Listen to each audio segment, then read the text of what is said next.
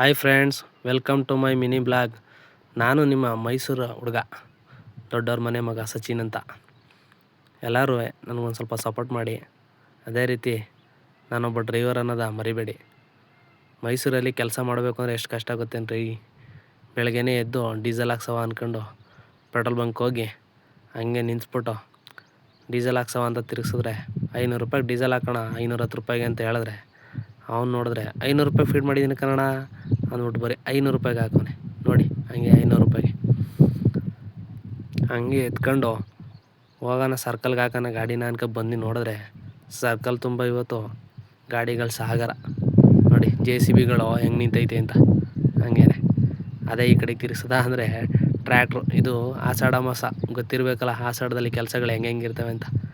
ಕೆಲಸಗಳಿಲ್ಲದೆ ಇರೋದು ನೋಡಿ ನಮ್ಮ ಅಣ್ಣ ತಮ್ಮದಿರೆಲ್ಲ ಸೈಡ್ಗೆ ಹಾಕ ನಿಂತವ್ರೆ, ಹಂಗೆ ಕೆಲಸ ಬರ್ತವೆ ಕಾಯ್ಕೊಂಡು. ಹಂಗೆ ನಾನು ಬೆಳಗ್ಗೆ ರಿವರ್ಸ್ ಹೊಡೆದು ಗಾಡಿನ ನಾನು ಅಲ್ಲಿಗೆ ತೆಗೆದು ಹಾಕದ ಅಂದ್ಕೊಂಡು ನಿಲ್ಲಿಸ್ದೆ. ಎಲ್ಲ ನನ್ನೇ ನೋಡೋದ. ನೋಡಿ ಅಲ್ಲಿ ಹೆಂಗೆ ನೋಡ್ತಾರೆ.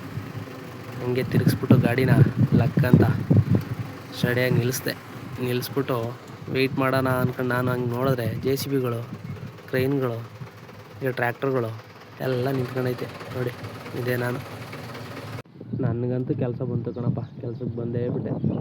9 ಗಂಟೆ ಕೆಲಸ ಬಂದ್ಬಿಡಿ ಅಂತ ಹೇಳ್ಬಿಟ್ಟು ನೋಡಿ ಈ ಜಾಲ್ಗಳೈತಲ್ಲ, ಈ ಜಾಲ್ಗಳೆಲ್ಲ ತುಂಬಿ ಇಲ್ಲಿಂದ ತಗೊಂಡೋಗಿ ಆ ಕಡೆ ಕೆಳಗಡೆ ಕಾಣ್ತಾ ಇರೋ ಬಿಲ್ಡಿಂಗ್ಗಳಿಗೆ ಸಪ್ಲೈ ಮಾಡಬೇಕು. 9 ಗಂಟೆಗೆ ಬನ್ನಿ ಅಂದರು 9:30 ಆಗೈತೆ, ಇನ್ನೂ ಬಂದಿಲ್ಲ ಲೇಬರ್ಸ್ಗಳು. ಇಲ್ಲಿ ಕೆಲಸ ಮಾಡೋರೆಲ್ಲ ಹಿಂದಿ ಹುಡುಗರು.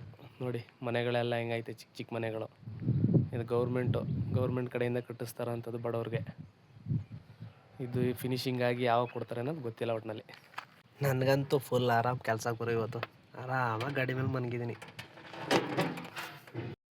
ನೋಡಿ ಮೇಲತ್ತು ಕುತ್ಕೋಣ ಅಂತಂದ್ರೆ ಎದುರುಕಲ್ದಂಗೆ ಹೆಂಗೆ ನಿಂತವ್ರೆ. ಅದೇ ನಮ್ಮ ಕರ್ನಾಟಕದವ್ರಾಗಿದ್ದರೆ ಅಪ್ಪ ಇರಪ್ಪ ಕುತ್ಕೊಬಿಡ್ತೀನಿ ಅನ್ನೋರು.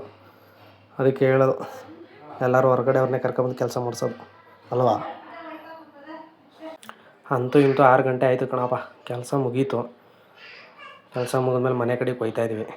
ನಾಳೆ ಸಿಗೋಣ. ಬಾಯ್ ಎಲ್ರಿಗೂ.